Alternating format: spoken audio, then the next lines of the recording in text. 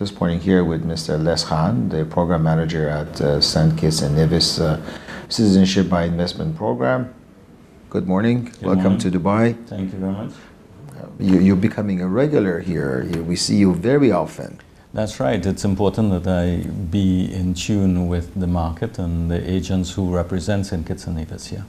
It's a very good market for us, and as a result, I think we need to ensure that our agents understanding our program, and I can work with them to explain and to work through solutions for their applications that they're providing to me. Any updates on the program? Any future changes or upcoming changes? Well, we, as you know, we have the Hurricane Relief Fund that comes at the end of March. We will not extend it. That's a fact. We recently announced 2 weeks ago a reduction in real estate fees to make our real estate option a little more attractive. So with that, we have real estate at $75,000 government fees for a minimum for 4 individuals.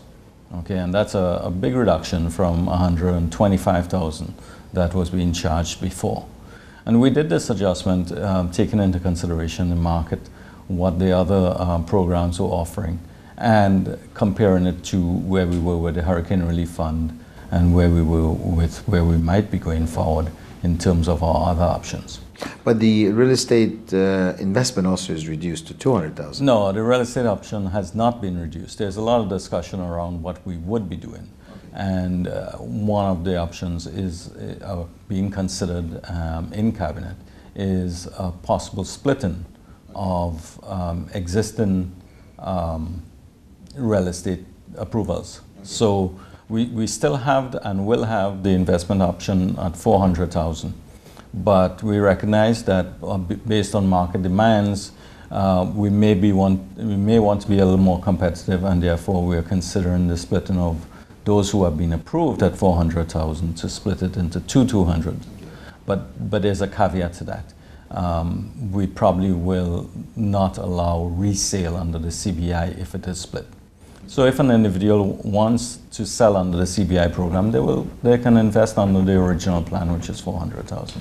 Processing times. You guys have a fantastic option to expedite things. Why did you guys came with that? I mean, you know, is it big demand? There is a big demand, and it continues even through the Hurricane Relief Fund, and in fact more so now in the Hurricane Relief Fund, because clients want to get a quick turnaround. We had seen a steady increase in the accelerated program throughout the year, and it was successful. It's priced at a point where not everyone can afford it, but those who do get the benefit of within 45 to 60 days. And even with the Hurricane Relief Fund now, we're seeing a lot of interest in that, and it's working. We came up with it because we measured our performance. We measured how long it takes to process a file from application to verification to vetting or due diligence and then vetting. And the whole process we had streamlined significantly such that we realized that we could turn it around within or less than the 90 days that was required by law. What we have seen is that we can do that, and even with the volumes that we're seeing in the Hurricane Relief Fund, we can still do the 90 days.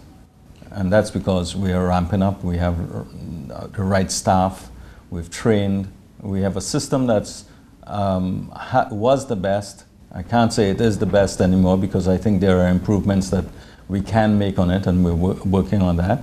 But one that gives us total control of a file from the minute that it comes into approval.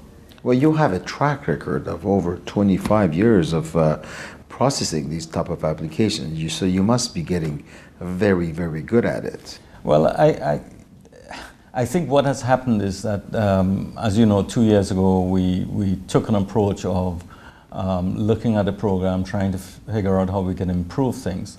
And we've revamped the process. We've pointed in areas where our key bottlenecks can be, and we've streamlined things to do exactly that.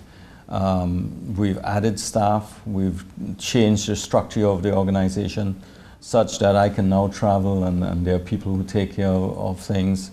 But the most important thing is knowing where every file is and being able to track it through the system, and we can do that. My last question may be a difficult one.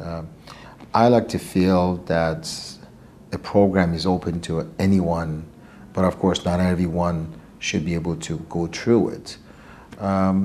Any chances in the future that St. Kitts be open to anyone, but of course not accepting anyone?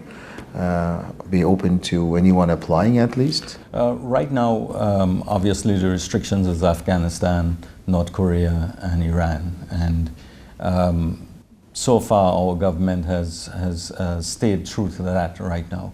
But there has been discussions about Iranians and how we may approach that. And we are considering that. Cabinet has considered it in the past, and I believe it's something that we will be addressing shortly.